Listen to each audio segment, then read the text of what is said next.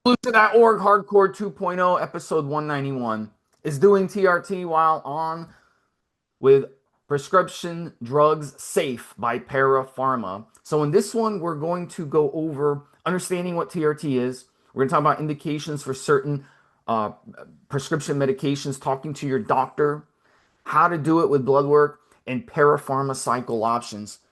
First, let me remind everyone we are on Apple, we're on Spotify. We're doing our best to keep this podcast going. We're on a bunch of platforms. We're also, you can always come on evolution.org to listen to the podcast as well. But it's very important on these platforms to like, subscribe, comment, give us ratings and all that good stuff. Tell your friends and family so we can spread this podcast and grow it from here. The algorithms do not like our podcast at all. And we can't get advertisers to sponsor our podcast like these other podcasts who talk about clickbait and talk about gossip and all that crap. So we have to depend on you guys to support our podcast. This is from the ground up. This is about everybody working together and making this podcast grow. So you can do that by doing what I said. Comment, like, subscribe, do all that good thing on all the platforms that we are on. Let's get into it first. It's about understanding TRT a little bit. Now, TRT stands for testosterone replacement therapy. You can also call it hormone replacement therapy. But when you say to people these days, hey, I'm on TRT, a lot of people understand what it is. 10, 15 years ago, a lot of people didn't understand what it is. So it's become very mainstream today. I think a lot of people are going on TRT. You can have anti-aging clinics offering it. It's so easy now to get on TRT. Even if you're in your 20s, they're putting people on TRT in America now. I don't know how it is in Britain. But if you go through a doctor and endocrinologist, a urologist, or your regular GP doctor, he'll refer you to a specialist. You can get on TRT and you can get a prescription for it. And look, at the end of the day, these hormones are powerful stuff. And a lot of times we see out there people run TRT at different dosages. Now, there's three types of TRT. And the first type is your regular TRT. And I would describe that as going anywhere from 90 to 125 milligrams a week. Then there's something called sports TRT. And that's going from, I would say, 175 milligrams up to about 200, 225 milligrams. And then there's bodybuilder TRT. And that's going 300, 400, 500 milligrams a week. That's the abusive TRT that we see professional bodybuilders and gym rats who just have no care in the world for their health and just want to stay on gear year round. We have a few of those guys on the forum. And look, your body, your choice. If you want to do it, just be aware of the risks of doing that. You're going to be really hammering away at your uh, blood work. Is your blood's going to thicken up. You're going to open yourself up for blood clots. You're going to open yourself up for stroke. There's going to be a lot of risks. Your kidneys are going to take a beating. And as we're going to talk about on this podcast, your liver is going to take a beating, especially if you're adding other prescription drugs to it. So a lot of people do things. We have a guy on the forum too, one of your buddies, Mobster, who does Tren as his HRT. That's he stays on Tren year round, You're and he correct. Yeah. yeah, I mean it's and he doesn't care. He doesn't care about his blood work or anything. So at the end of the day, there's different types of TRT, but it's clear that if you go to a legitimate doctor, he would put you on legitimate TRT, which is the real TRT. Now, if you go to an anti-aging clinic, what happens is in America is they want business. They want you to go tell your friends that you work out with or your friends at the tennis court, hey, guess what? This clinic put me on 200 milligrams or 250 milligrams of testosterone a week. And then the guy's gonna be like, wow, my doctor only giving me 100 milligrams a week. You're getting all that from your clinic? Man, I gotta go to your clinic. So then he goes to the clinic and he pays the money to get more testosterone with a script. And he's like, wow, that's a great idea. Why not do more? But the clinics don't care about your health. The clinics are fly by night. They'll open up a few years. It's just like clubs or bars or restaurants. They open up a few years, then they close. Then they'll open up at another location and close. They're fly by night. They don't care about your long term health. They care about making as much money as they can in the short term, and they'll make as much money as they can. Then they'll close up shop, cover their tracks, and move on. And they'll rename as something else. It's just like some of these underground sources out there where you have people doing toilet gear. You know, it's the same thing. They'll open up, they'll call it something, they'll sell as much gear as they can, they'll selective scam you, they'll shut down, and then they'll open up under another name and do it all again. It's just like crypto scams. Same thing. They'll do a crypto, they'll bait people to come in, then they'll rug it, and then the developers will go start another crypto and do the same thing and rug it and screw people. It's the same way. So it's all about making money. So at the end of the day, there's so many different options you can do. And when it comes to TRT, and my goodness, we see people running Mobster over 500 milligrams a week of quote unquote TRT. Yeah, yeah.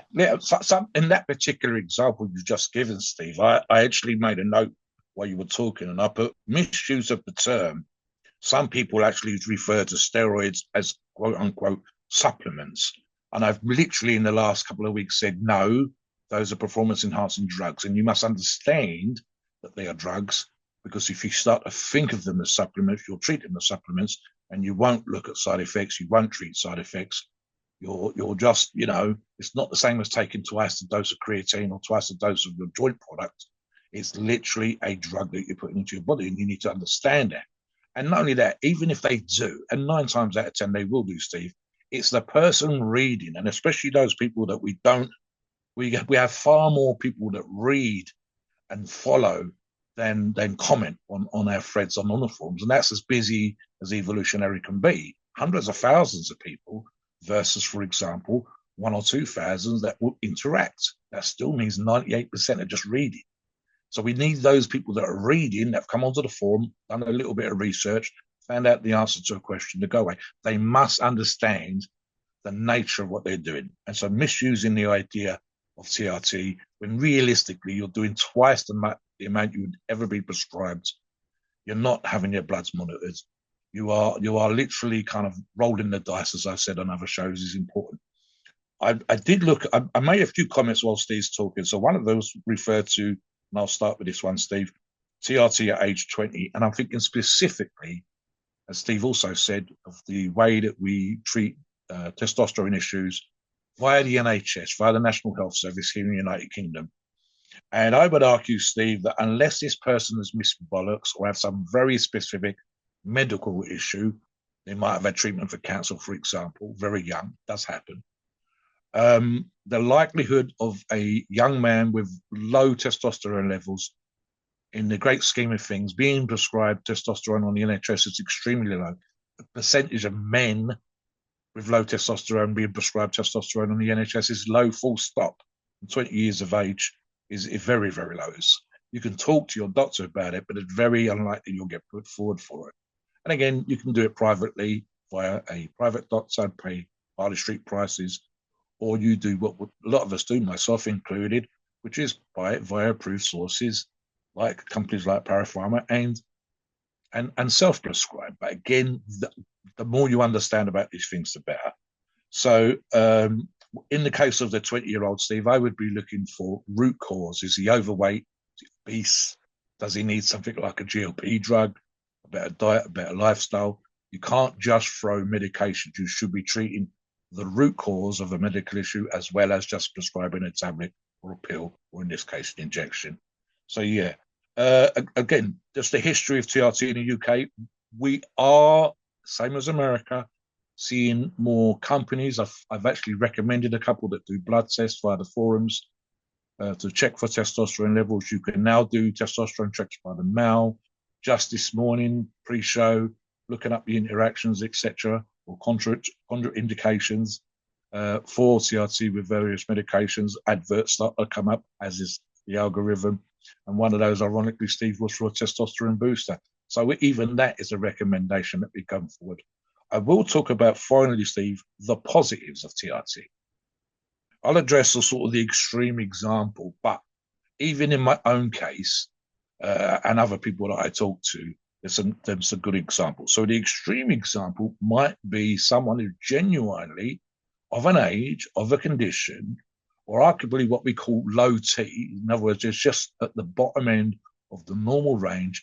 And as per this advert this morning, you have that feeling of low energy. You feel kind of old before your time. You haven't got the get up and go that you used to have at work, in life, with your missus, whatever. And the idea, like myself, Steve, being on TRT, I'm at the bottom end of the kind of more sensible amount, which would be 200 milligrams per week. My preference would be for testosterone cypionate, but in that that's good, and we'll talk about that later on in the show. And I left it for as long as possible. I think I just started just before my 60th birthday, a few weeks before my 60th. I'm going to be 61 in a couple of weeks' time. And I've always cycled off my steroids. I left taking steroids to age 37. And one of the things I said on the previous show when we talked about TRT was I didn't think that there would be that much of a difference. My libido is kind of constant. It's not stupidly high, although it has been in the past when I was showing kind of affection, shall we say, to as many women as possible.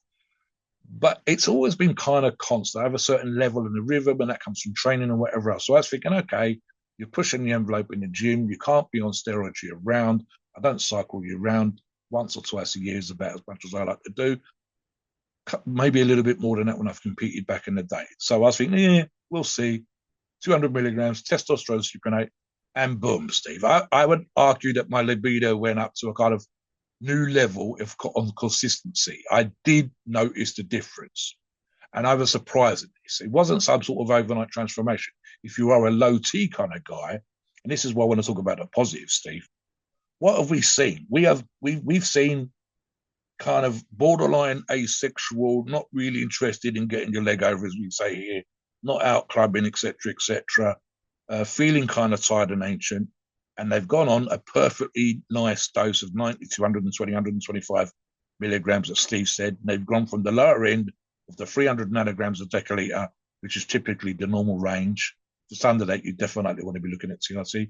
And the upper end of the normal range for a person with healthy T levels is the upper end. I mean, the upper end is 900 nanograms a deciliter.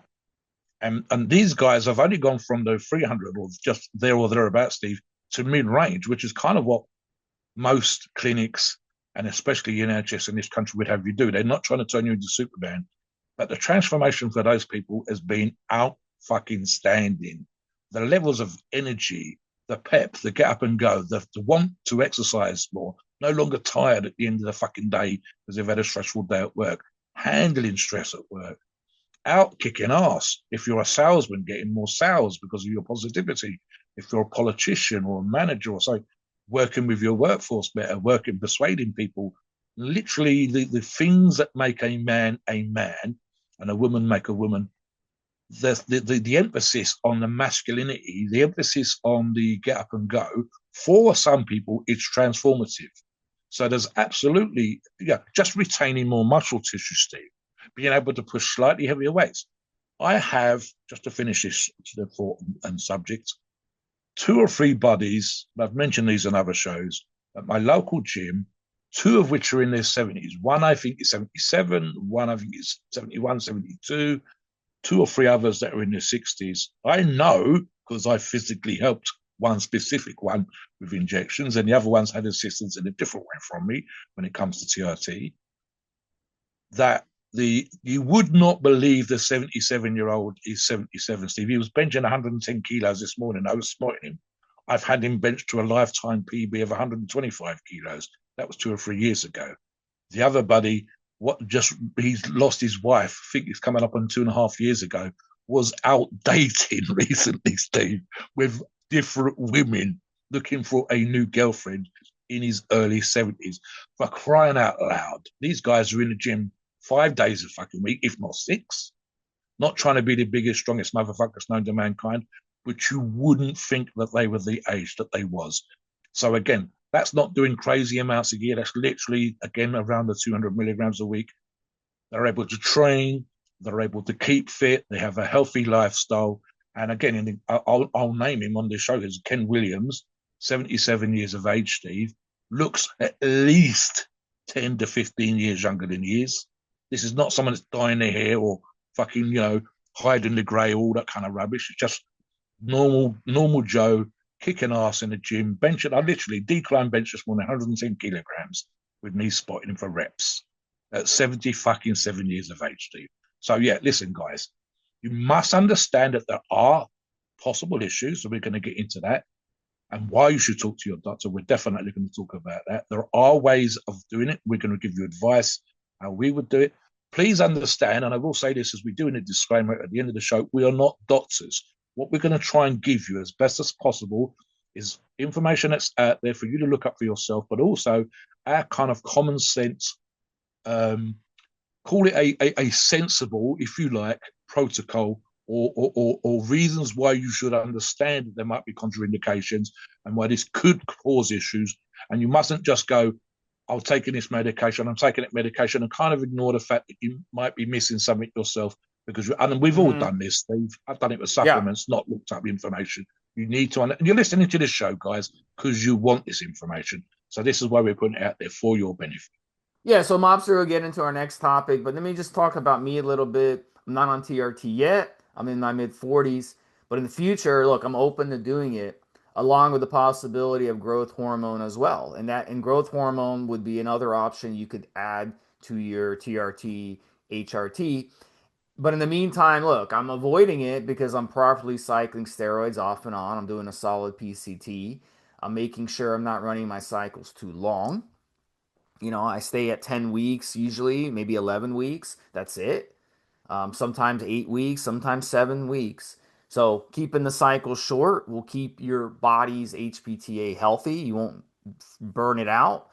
It could take one long cycle, quote unquote, which I don't even consider a cycle, to basically burn your HPTA. There was a guy, I think he was on like 9 months. I saw him post a few days ago, and he's saying that my testosterone levels are low. I'm like, dude, you were on for 9 months. What happens when you do that? Your pituitary glands shut down for 9 months, and it's hard for them to come back. So these hormones can cause this issues. And one of the issues these hormones cause is permanent reproductive system destruction. So this is why it's very important to be aware of this. And the younger you start using steroids, the sooner you're going to need TRT. And the longer you run cycles, the sooner you're going to need TRT. So, it's something Yeah. definitely to think about. You don't want to just go on TRT just to go on TRT. It's like having a money tree in your backyard. A money tree is growing money, growing money, growing money. And then one day you decide, yeah, I'm just going to chop the tree down.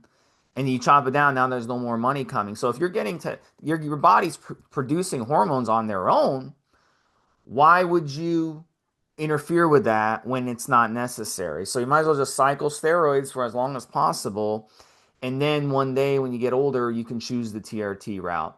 Another thing to consider, Mobster, I'll let you touch on that and you can get into the next topic, is if you do decide to go TRT, you can always do self TRT. A lot of people complain out there, they're like, oh, my doctor isn't putting me on the dose I want. My doctor doesn't listen to me. I'm tired of paying all this money to go. I'm tired of wasting this time going to doctor's appointments and doing this or doing that. You can always do self TRT. You can get your blood work on your own. You can use Para Pharma. They have different options for TRT, which we're going to get into later on the show. And that, for a lot of you, would save you money depending on your insurance. Now, if you don't have insurance, if you're like me, you don't have any health insurance, for me, it makes more sense just to do self TRT rather than going to a doctor, than having to pay for them to send me to get blood work done when I can just get blood work on my own and order it online on my own. So I'm saving money that way, and I'm kind of doing it on my own. I am doing it on my, not kind of, I'm doing it on my own. So in that situation, but let's say you have really, really good health insurance, then absolutely you want to go to a legitimate doctor. This way you can take advantage of your insurance if you're in America, and 90% of Americans are on some type of health insurance, depending on what state you're in. Some states it's closer to 100%, and some states it's closer to 80%, just depends. But if you are in a state where you have good insurance and you have your job, you're paying for that good insurance, you might as well take advantage of it, and you'll end up getting your testosterone for $5 or $10 a vial, from actual pharmacy. But if you still would rather just do it on your own, you can go to Para Pharma and you can still get a great deal on their testosterone, which is very, very, very affordable. The nice thing about TRT monsters, you only need a few vials a year if you're on a proper TRT dose, and you're good. You're set for the year. So Oh that's God, it. yeah, yeah. As an example, a 10 mil vol, 200 milligrams per milliliter of testosterone supinate is 10 weeks. And even here in the United Kingdom, the worst prices you guys could possibly pay would be the equivalent of £3.50, which is about just under $5, Steve, per week for your TRT. Now compare that to the kind of prices you typically would pay for a clinic. Even if, and Steve and I are going to touch upon this later on, you did a blood test yourself that you paid as a separate thing. We looked, and it's probably different now, Steve, but when you and I have done previous shows, we were looking at typically the equivalent of $200 as a minimum, and that was assuming you were buying nothing else via them cross-selling you products. He wasn't doing growth, he was just having a single long-acting, maybe every couple of weeks, but typically like in the NHS again, it's every 6 weeks with testosterone on declinate, the longest ester. And again, that would be a big injection in that particular example of about 1,000 milligrams. But again, price-wise, it is a lot less. I don't care what source you're using, but again, with a company like Para Pharma, way less for you to do it yourself than with a clinic. A couple of points, Steve, and I think we should always say this, as we always have done when we've talked about TRT. Some people use, and I mentioned it earlier on, interchanging or swapping out meanings of words, like the supplement example I gave earlier on. There's a way that some people talk about in the forums, and I have pointed this out fairly obviously. Genuine, proper TRT, especially when it's done with a clinic. But for the most part, and again, I like Steve, the way that Steve was talking earlier, I left it till I was nearly 50. Well, I think I was 59, nearly 60, and then went on TRT. So I left it for as long as possible, like Steve. Genuine, proper. My thought process, and I suspect Steve was identical, is it's for the rest of your life. It's not something you do for 2 or 3 years. You will suppress your hepta. You will arguably, as Steve said, and we have seen examples where people have tried to come back and disprove this point in terms of they suddenly realize it's fucked their fertility and they want to have kids. And I've been on constantly for years, even at TRT levels. That's kind of the way that TRT works. We only get to see the success stories. We don't get to see the ones that have failed to produce viable sperm and have a kid. So you need to understand, for the most part, you're probably going to suppress your hepta. You're probably going to fuck your fertility, and you do realistically, I would argue the same as Steve, want to leave it for as long as possible. We are seeing examples of people in the late 20s, early 30s. 35 is about the level when your fertility starts to drop off. So yeah, look, let's talk about the contraindications here. So specifically, today's topic is the suggestion, the idea of, are there going to be issues using TRT and at the same time being prescribed certain medications? And I'll just give you a very quick, it's a short answer is yes, absolutely. And I did a little tiny bit of research, as you'd imagine, for this show. Drugs.com suggests, and I'll just read this out, Steve, there are 189 drugs known to interact with testosterone, along with 11 disease interactions, 1 alcohol-food interaction. Of the total drug interactions, that was 189, as I listed earlier, 13 are major, 172 are moderate, and 4 are minor. So let me look over to this second reference here. And this was this is the particular thing that's important. And I'll read these out specifically, Steve, because it's important for us to understand. So the main issue here, and so there's a different way of looking at it, is blood thinning drugs. And we're going to talk about why. Arguably, and I said this to Steve in the pre-show, some of the medications are actually medications that bodybuilders might use. So, for example, I've mentioned the blood thinners, insulin, corticosteroids. So you are literally being given a corticosteroid or corticosteroid, just to be pronounced this correctly, which is there for you for a specific medical complaint that you've got. And then you kind of negating that effect, which we'll get into by taking an anabolic steroid. Some antidepressants here, Steve. Some anticonvulsants was another one. And what I thought of that 189 list earlier on, and I said this to Steve in a pre-show, what we're probably looking at is multiple medications for the short list that I've just given you. So these 5 medications might treat one condition, 4 medications might treat another condition. So we want to be specific here when we discuss the reasons why there might be a contraindication. An obvious example, and it's a very simple example, is the blood thinner thing. So you are taking probably a blood thinner, and let's say for argument's sake, it's because your blood pressure is all over the place, or you have a medical condition which is not allowing your blood to stay at the normal consistency. And then you take anabolic steroids. And the classic example here, Steve, not that it's really a TRT drug, but the classic example that you and I have discussed the horrendous pumps on, which comes from uptake of is things like more of the different kind of blood cells, uptake of oxygen into your blood, and so on and so forth. How uncomfortable have the Anavar pumps you and I discussed before been? And do some steroids, specifically anabolic steroids that we're using to benefit us in the gym, do they thicken blood? And the short answer is yes. So you are taking a blood thinner to thin your blood, to allow it to flow around your body nicely, etc., like a normal consistency. And then you've gone and taken an anabolic steroid that thickens your blood. And that's a really, really simple example. An anticonvulsant would be another example, Steve. Imagine you have a medical condition, your brain, because that's the way that this stuff works. And, you know, you are essentially having a fucking fit or you might have fits, a convulsion, if you don't take the medication. And then you are taking a medication that might make you have convulsions because it's going to negate the effect of the prescription drug. Now, some prescription drugs are just as powerful on a milligram for milligram basis as the effect that you might have on testosterone. But I would be worried about, Stephen, those examples. And I think sometimes what happens, and we might want to talk about this as well, is that, and I've probably been a little bit guilty of this, maybe Steve has in the past, we've been so focused, for example, with Steve and I have both had around the same amount of weight, our 400-pound plus bench presses, Steve, and our ambition to bench press more than 400 pounds. Steve was a good example that he ended up using tren, ended up with a heck of a bench press, especially at his then body weight, and damaged his shoulder.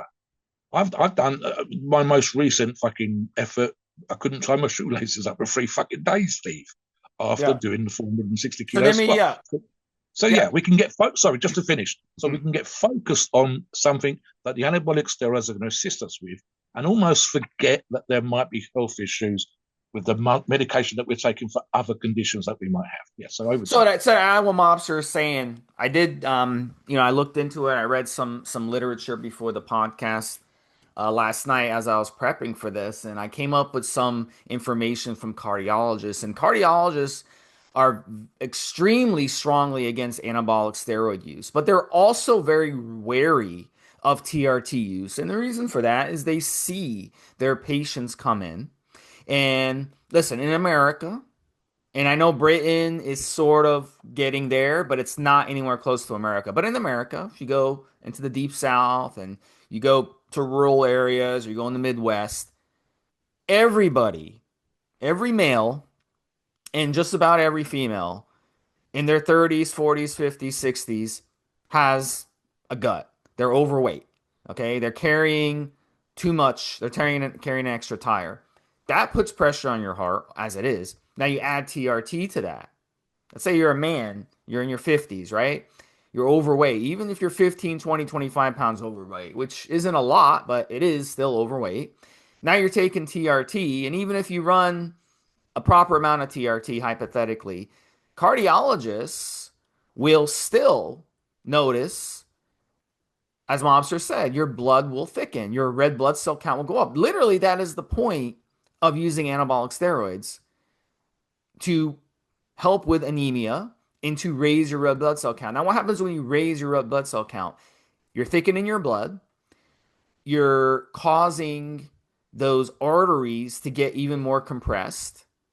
And then to top it off, the bodybuilder diet is usually extremely high in things that clog up the arteries on top of it, because you're excessively eating too much food, and because you want to build strength, you want to build muscle, so that makes the problem worse. So it's a domino effect. So you'll see cardiologists there was a guy on the forum the other day actually whining about this. He's like, oh, my doctor, doesn't like me using anabolic steroids, blah, blah, blah. I want to tell her to kiss my ass. It's like, dude, Your doctor's job, literally, in a legal perspective, is to help your health. So, of course, they're going to say that because if they don't say that and you get a heart attack, you can sue them for malpractice. So, they legally have to tell you when you're, you know, messed up, right? So, if your doctor looks at your blood work and they see, wow, your red blood cell count is out, your hematocrit is up, your Yep. blood is really thick, they literally legally have to tell you and grab you and say you gotta Yeah. stop. There's So, not boss, enough doctors. Not yeah, enough doctors kicking people in the arse, Steve. Not enough. yeah. In America, not enough at all because you know what it is. They've given up. They've given up because they know they're wasting their breath. Because people get their information from Facebook and social media and Joe Rogan and podcasts, right? And they don't get their information from good podcasts like us. They get their information from the bad podcasts because the bad podcasts tell them what they want to hear. You see, they don't tell them about the risks, they tell them about just the benefits. So, absolutely, the point of this is look, you're using a drug, as Mobster said, you're using a drug to thin your blood, and then you turn around and using something to thicken your blood. It's going to counteract each other, so you're spinning your wheels. And on top of that, you take a drug that makes the problem worse from, you have, this issue where you're opening yourself up for blood clots and strokes, and then you're taking, the anabolic steroid, the TRT, and then you're doing the drug on top. You can absolutely kill. So back in the day when we used to be on Elite Fitness, it was actually against the rules. Like if someone came on the forum and said, "Hey, I'm on 8 different drugs. I want to go on anabolic steroids," it was actually against the rules at that time to even tell them, "Hey, you shouldn't be using steroids." But now today, everybody's on a million drugs. Everybody has a history, some type of history and pre-existing condition and something like that. So it's hard for you to just say that. Now people are going to do what they want to do. And we have a situation where people just are not aware of the interactions, as Mobster said. You're talking 200 drugs that can interact with testosterone. We're talking about just testosterone here. We're not talking about other anabolic steroids. We're not talking about oral steroids. Oral steroids No, will also no. strain your liver even more Yeah. if they're toxic. If they're 17 alpha alkylated, they're gonna really strain it as well. So you really have to be aware. Like my mentality is this: if you're on 8 different drugs, should you go on TRT? I would say no. I would say why don't you cut back on the amount of drugs you're taking by attacking the ailments. And if you have high blood pressure, for example, aim to come off the blood pressure medication safely by getting your blood pressure down, the right way by exercise, diet, less stress, and all that good stuff, more sleep. All that makes a difference in your blood pressure. But if you still have to take blood pressure medication, obviously listen to your doctor and take blood pressure medication. But my mentality is you want to be on essentially you want to be like me and not take any drugs at all. I'm not on any drugs. And I function perfectly normal on no drugs at all. I don't need to be on any drugs. Now, if I get a headache one day or something, I have to take an aspirin. Okay, I'll take an aspirin. I'm not anti-drug. Or if I have an infection, I had a UTI a couple years ago. I had to go to the doctor. I pissed in a cup. They got the results. They say, yeah, you have an UTI. We have to put you on antibiotics for 10 days. I said, okay, no problem. Put me on antibiotics today. So I'm not anti-drug. What I am anti is if you're on 8 different medications and half of them interact negatively to anabolic steroids, even testosterone, even a TRT dose of testosterone, you don't want to put yourself in a bind and make yourself go in a situation. You put yourself in a bind, you put your doctor in a bind, and in the end, it doesn't do you any good. Just as an example, we've mentioned this on other shows, Steve, with regard, Steve's used the example of 8 medications. A statistic that I've mentioned a few times now, Steve, which I believe is out there for people to double check on, is that the average American adult, which would be the majority of our listeners, are on 5 prescribed medications for various reasons. And Steve's 100% correct. If you're obese, eat less, do more. If you have certain medical issues that are related to your obesity, for example, blood pressure, being less fat will lower your blood pressure. Certain jobs. My neighbour, Steve, Tuesday gave me a lift to the gym and happened to mention in the drive to the gym that he had a reading of 220 over 120 recently and had to go to hospital when he's not obese. What the fuck is happening to his blood pressure? So we had a conversation about that. This is one of the things that was interesting here, Steve. And I did say sometimes, and again, this is part of the issue when people kind of look at the way prescribed medications are given out and so on and so forth. There's a certain irony, and especially when it comes to performance enhancement.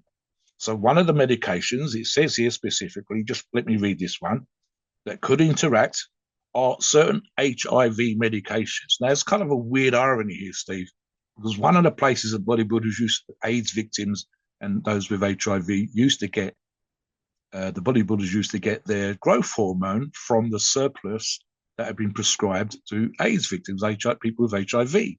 And there's a certain degree of irony here because anabolic steroids are actually sometimes prescribed and was being used by people with AIDS and HIV because they would lose muscle mass. So the growth hormone and anabolic steroids were prescribed for these victims, these people that were suffering this issue, to retain the muscle mass or as much as possible to give them a quote unquote decent kind of lifestyle, assuming that they didn't pass away. And again, this is a few years ago. Things have changed since then. So it's a weird situation. And again, like Steve says, I'm not anti-medications or whatever else. I take a daily aspirin, Steve, which helps with my blood pressure. And again, that's because I'm on TRT and I will occasionally cycle steroids. And I'll, like Steve, I'll take an anti-inflammatory if I get a headache, which would be something like ibuprofen, Advil, I believe you call it. But that's it. I'm on no prescription medications. I do not get treatment for these things. And that's because, like Steve, and again, the way that we put out these shows, we tried to take a kind of sensible, low dose, do what is effective, don't do crazy amounts, and so on and so forth. Just as a finishing point in this particular thing, and I've actually got this down as a potential podcast for the future. There's been a study that's come out recently, Steve, talking about the likelihood and how much more likely it is for professional bodybuilders compared to amateur bodybuilders, and certainly compared to the general population, to die a lot younger. And the argument for that goes thus. If we're talking about sensible doses, as we do on this show, we're not talking about crazy stacks or death stacks. And we've talked about this on other shows. So the idea of you doing 3, 4, 5 grams a week for 8 to 12 weeks of injectable steroids and growth hormone and peptides, etc., and arguably at the same fucking time, Steve, potentially either because of what you're doing with your stacks or because you had a pre-existing or even a family genetic medical condition, also doing prescribed medications, makes no sense to me. Let's talk about briefly here, Steve, as a next point, and it's something Yeah, that you and I have discussed yeah. Let before me about the idea. Sorry, about talking to your doctor, but Yeah, go let on, me let finish. me start this one off, and then I'll let you basically definitely talk about it. So, look, at the end of the day, you got to make a personal decision on how honest you need to be with your doctor. So, with me, a couple years ago, I went to my doctor. It was actually a year ago. I can tell you, it was actually less than a year ago. And it was week one of NFL, Mobster. Week one of NFL. So I went to my doctor for my regular checkup, right? That the week leading up to week one of the NFL. And week one of the NFL in America is like important. It's like in Britain, week one of your soccer, okay? Whatever, Isn't or it your a bit rugby. of a party kind of vibe, Steve? Well, In that's an, more in, Super Bowl, but yeah, the week one is yeah. very exciting. You waited so long. You waited like, 8, 9 months for the start of football season. So it's like your rugby or your. So I'm excited. I got everything ready. We're cooking up some wings in the air fryer. We're gonna watch the game, right? We're gonna watch fucking football all fucking day because there's football from 1 o'clock all the way, mobster, to like 11 o'clock at night. I don't watch it the whole way, but this depends. If my team loses, I won't watch it the rest of the day. But if my team wins, then I want to watch it, right? So anyway, we're getting excited. I get blood work done from my doctor, which I didn't even know.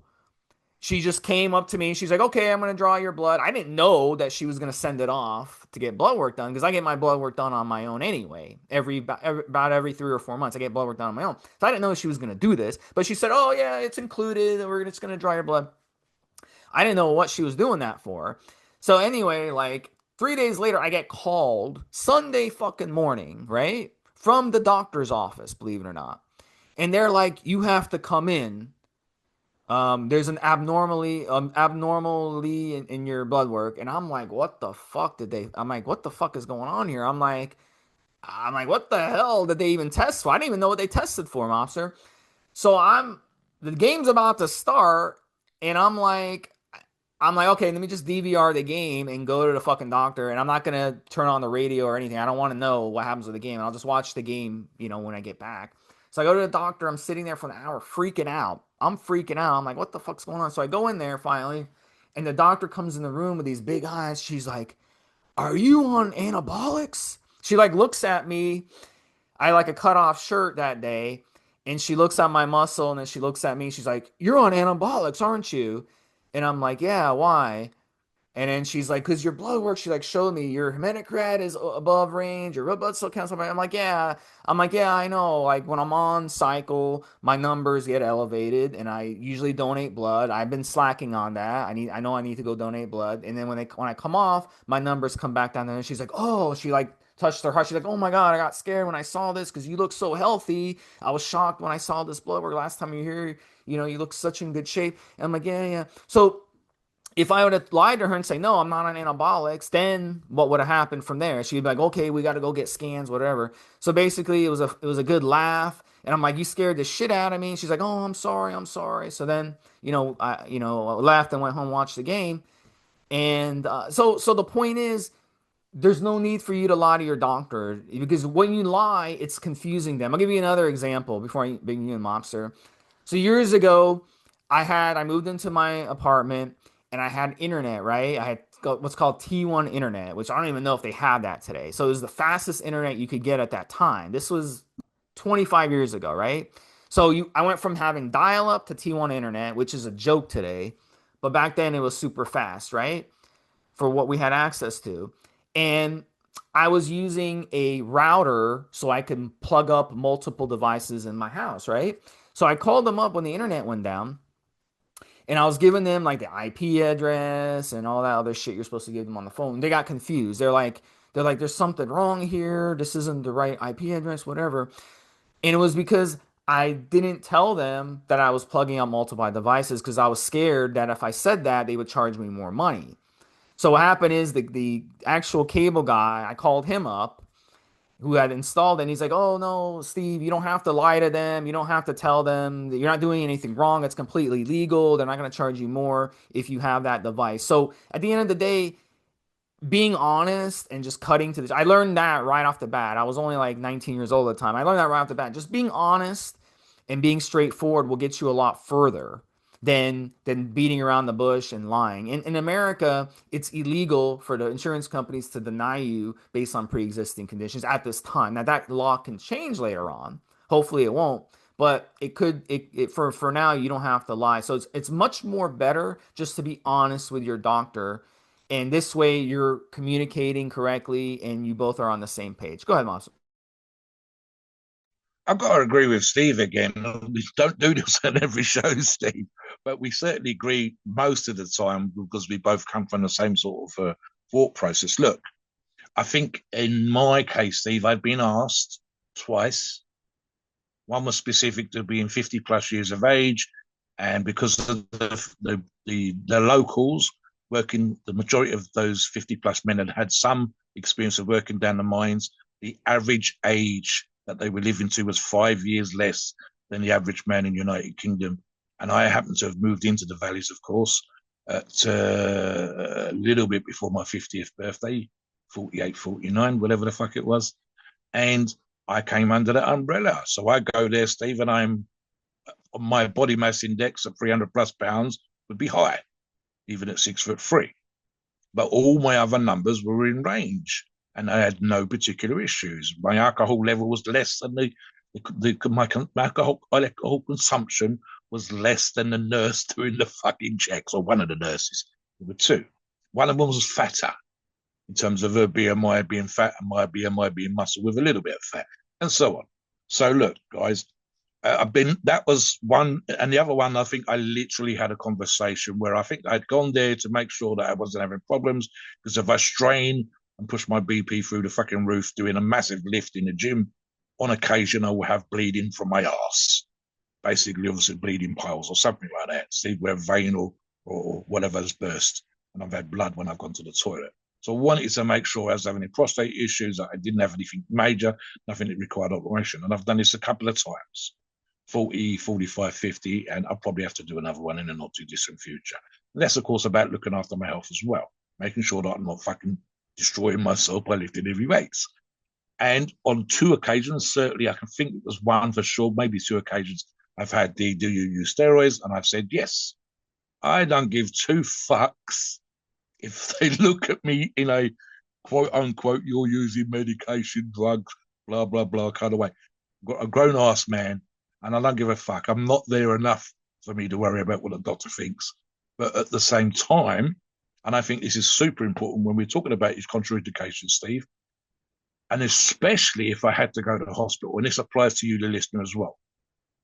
Don't be doing something, and I say this in terms of what you're not talking to your doctor about, where you have a serious issue and you've had to go to the hospital, or you're having a serious enough issue that you've been to the doctors once or twice more than perhaps you normally would.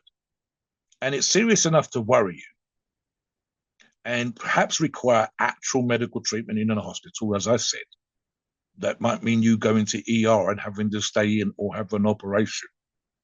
And they want to put you under anesthetic, or they want to put you on blood thinners, or they want to treat, for example, Steve, having an operation where if your blood's too thin post-op can mean, for example, it takes a long time for you to stop bleeding.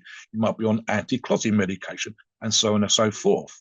And the idea that you're going specifically for some kind of ailment that is that serious, that requires it to be treated in a certain particular way, and then you are, and I'll be kind of crude when I say this because I don't want to abuse our listeners, but you're a dumbass. I'm not going to tell them about the steroids because I don't need that shit. I would take the shit.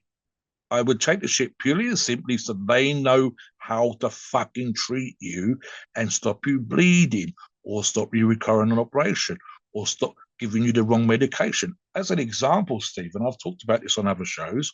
Back in 2016, I had a major back issue that required me essentially to do rehab for 16 fucking weeks, lay on the bloody floor. Couldn't sleep in my bed for 8 of those 16 weeks. The next 8 weeks on the bed typically had me laid up for 16 or 17 hours a day. And this was from wear and tear. I had to do a lot of rehab. I had to go to the doctor, Steve, just for painkilling medication to get the right dose and the right meds 5 fucking times in the first 2 weeks, just to have some kind of ease and ability to go to sleep from the fucking pain. Now imagine that that was just a quote unquote backache, wear and tear, and required me 5 visits in bits, trying not to pass out with the pain, sweating buckets, etc. Really sort of up there, 9 out of 10 pain, that kind of bullshit. Now imagine you've got a serious, serious medical condition, guys. And again, the likelihood of you listening to the show that you're not going to have that, but it can happen. It does happen. And we've talked already about examples of this on the forum. I don't get, and like I said, it's purely, I don't give a fuck if I get that quote unquote judgment or look from a doctor. I would rather they know, and if a serious issue occurred that required certain medication or required certain treatment, that I got the right treatment and the right medication so that I'm not in pain, I'm not bleeding out, I'm not having to have a certain treatment post-operation or whatever, because I decided somewhat foolishly or not, again, the listeners to the show going to use performance enhancement, that's why they're listening, and I didn't happen to mention that to the doctor. It's going to sound like the kind of advice that your dad would give you or an uncle.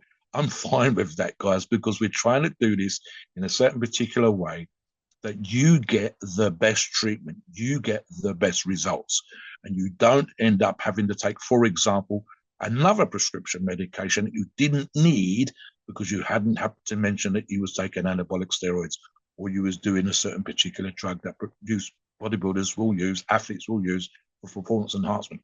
And I'm actually thinking, Steve, just as an example again, when you are, if you are end up fortunate as some kind of highly paid, highly motivated, well-respected athlete, let's say, for example, like Steve mentioned earlier, American football, and you're on serious, serious cash, let's call it $10 million a year, and people know your name and scream it out of the stadium.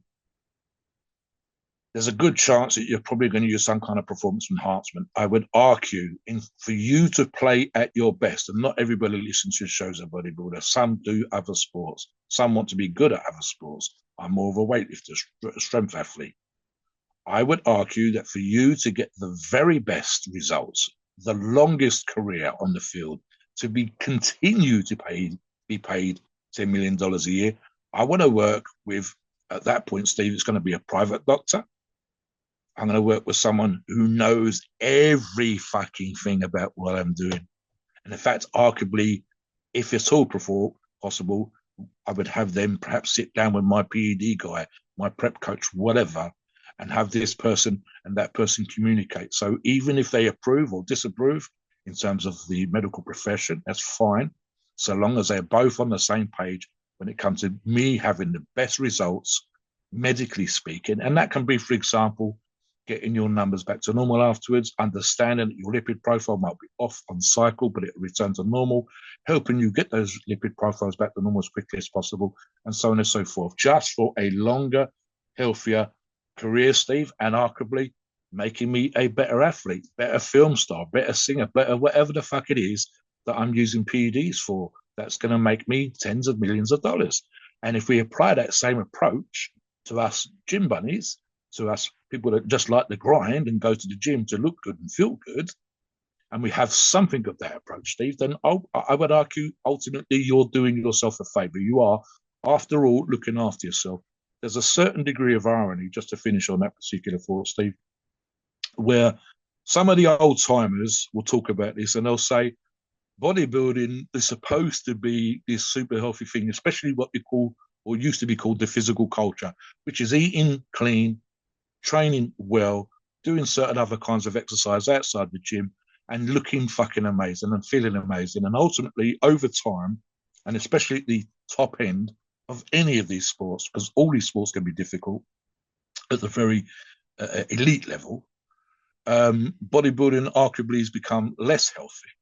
And I think something that I take a certain degree of pride in, and I think Steve does as well, is that while we are pro-choice, because we absolutely are, that's why we give out this information, we're also, we think long-term, we think long-term health, we think long-term ability to do the same things. The idea that you can be lifting in your 60s, the idea that you can stay healthy as possible, it shouldn't just be the superficial, look good, but feel shit. Look good, but be on 5 prescribed medications and so on. So it should always be that kind of holistic approach, Steve, which is a lovely word, in terms of, by all means, as we are doing with the show, look at the benefits of TRT, but equally understand if you are going to use TRT and you're not talking to your doctor, it might contradict the prescribed medications you'll be given for specific medical conditions, and you must understand that those are potentially possible. So what about, Steve, the idea of you and I taking a sort of, if we were using Para Pharma products, Yeah. I kind of So let me go over, let me go over some of the notes I have, and then I'll let you kind of finish out your thoughts on the show. So look, Para Pharma, used by plenty of people who do a TRT. Self TRT, I know several people just on the forum who use Para Pharma for their self TRT. Look, the most common options of testosterone, if you wanted to do TRT, would be, of course, Test SIP and Test E, because you're able to pin them once a week, no problem. Now, some people do Test E twice a week. Test SIP you could do once a week, once every 10 days, even once every 2 weeks is fine. Another option is their Sustanon. And the Sustanon, you can inject it every 2 to 3 weeks at a higher dosage. And then it basically, each ester picks up after another. And Sustanon, before some of you freak out, was designed for TRT. Don't let anyone tell you otherwise. A lot of people think, oh, you're supposed to inject Sustanon every other day. No, you're not. Sustanon was designed for TRT. Every 2 to 3 weeks, you inject a higher dosage. Now, they also have other options. If you want to use testosterone as HRT, you can even do some of their mixes. They have a testosterone Boldo 400, which is a mix of testosterone and equipoise. You can do a mix of DECA and Test as well. They have a DECA and Test 400, and that's good for someone who likes to use DECA for joint help and building more appetite. So if you're someone who suffers from low appetite, you're someone who suffers from being, quote unquote anorexic, as people call it, or you're just extremely underweight and you have low test levels and you want to go on TRT or HRT to get more appetite and build more size and build more mass on your frame, that might be a good option. Either one of those would be a good option. The test EQ and the test DECA. Either one would be a good option for that. But the test DECA especially will definitely boost your appetite. So look, those are options for Para Pharma. They're good quality gear. They also have some shorter esters, but you don't want to do short ester. If you're doing TRT, you don't want to do short. You don't want to do propionate. You don't want to do suspension and have to inject more often. Because you're just gonna use up a bunch of needles, and it's gonna get really annoying that you're using up that many needles and having to inject all the time. So it makes more sense to inject less frequently. So you want to stick to the longer esters of Para Pharma. Mobster? Again, agreeing with Steve, and I'm just looking at a couple of Para Pharma products here, Steve. They've got a Testo 400, which is in enanthate, and you would take, if you were doing 200 milligrams, half a fucking mil. That would be fabulous, Steve. And their Testo Cypionate 250 milligrams, I would want to be taking about 75 or 0.75 of a mil there, Steve, just to get it a fraction under 200. But that, again, for me, works absolutely perfectly. I have specifically personally tried Para Pharma products as a result of a cut stack that I did back in the day using one of the approved brand resellers, and had fabulous results, absolutely. And there's a log of mine on the forum that covers that time. So I've got great experience with Para Pharma products. The reseller got the products to me super fucking quick, arguably one of, if not the quickest I've ever had product delivered to me. So that was absolutely fabulous. So listen, I've done that. The reason why we talk about companies, I'll touch on this now, Steve, like Para Pharma, and again, especially when we're looking at TRT, is if I'm going to be doing TRT, and we're talking about, as I said earlier on, arguably for life, year round, I want to use a source of a product that is as good as me going to a clinic or as good as me going to a doctor. And so I had a silly little conversation this morning where someone had looked at something else, another source, Steve, and the source quoted on their website that the standard of, in their opinion, PEDs had fallen off. And you and I have actually argued the opposite. It used to be the case that the standard for performance enhancing drugs from suppliers was really bad. We've talked about kitchen sink labs, labs in fucking lockups, labs, pills being made in a cement mixer. Please God, it was a clean one. Who the fuck knows? Issues with abscesses, issues with post-injection pain, having to smuggle your steroids across the border from an underground, literally underground Mexican lab, and all the rest of the bullshit that historically is known when it comes to the UGL style performance enhancing, and specifically anabolic steroids here. And I actually said this on another show with Steve, that these companies like Para Pharma are now as good as they've ever fucking been. Absolutely, because all the things I've just mentioned doesn't really fucking happen anymore, Steve. I wouldn't buy my stuff. I would go to an approved source. I'm not going to get some no-name, never heard of you, whatever the fuck brand. And one of the things I've talked about on this show, Steve, is the idea that you and I can talk about a company like Para Pharma. And then instead of just being like a promo of me and you bigging up a company, I go, look, guys, we can say this on a show, and maybe it's your first time listening to the show, you've never heard of it. So what can you do? You can go away and check out specific Para Pharma website. You can click on their lab test. You can take the code from the test that's presented to you on that page, and then take the reference number, go to the actual lab, because it's nearly always the same lab that big names are using, put that number into their search and see the original lab test and see if that verifies that the product you've just looked at, the lab test you just saw on a Para Pharma site, is legit. You can come onto the forums and find an example, which we've mentioned on previous shows, of users that have had product tested. This is not Roy test. This is literally a vial sent to an actual laboratory where they've taken a product and they've tested it for clarity, cleanliness, hygiene, and obviously that the dose of the steroid that's supposed to be on the label is correct for the dose and is the steroid it says it is on the label. We talked about post-injection pain and how we don't see that anymore. I think on another show, Steve, I've discussed that how you and I, when we first came online and started to talk about performance enhancement, would see the horror stories of people using Superdrug with having jaundice because they treated it as a supplement. or people that had to go to ER or A&E, as we say in this country, and had blood drawn from their ass because they had a swelling, been given antibiotics, or worse, had an abscess cut out. That doesn't fucking happen anymore. And it doesn't happen because companies like Para Pharma's standards have gone better and better and better. You go on multiple forums outside of our family of forums and see Para Pharma get mentioned. You can literally do review checks for Para Pharma. And again, you can hold this up. I'm thinking again, stuff I literally had in my little stash for years, Steve. A product that was so crashed, I don't think any amount of boiling water was ever going to sort of dissolve it, uncrystallize this product. And I used it when people came over and talked about PEDs, which was only a rare thing, to say, look, this is how bad certain products used to be. And I've got one example here because I want to show you just how fucking shitty they've been in the past. And then they go, what else? And I said, listen, I've used Para Pharma, I've used this company, I've used this company. Here's the product that I'm going to be using for my next cycle. This is what I'm doing for my TRT. And they can literally see for themselves product X, which was fucking shit, and then product Y, Z, and so on and so forth, which are fabulous, whether it's holograms, whether it's batch numbers, whether it's code references that you can go on to, scratch things I've seen, Steve, where you can scratch off the back of the label and go onto the Para Pharma website and check that this is a legit Para Pharma product and so on and so forth. So you can check for yourself, guys. Make sure that you're aware of the quality of Para Pharma, and if you're going to do TRT, they have some fabulous products for you. As always, please note we are not doctors and the opinions are ours. It's our view based on our experience and views on the topic. A podcast are for informational purposes and entertainment only. The freedom of speech and the First Amendment applies.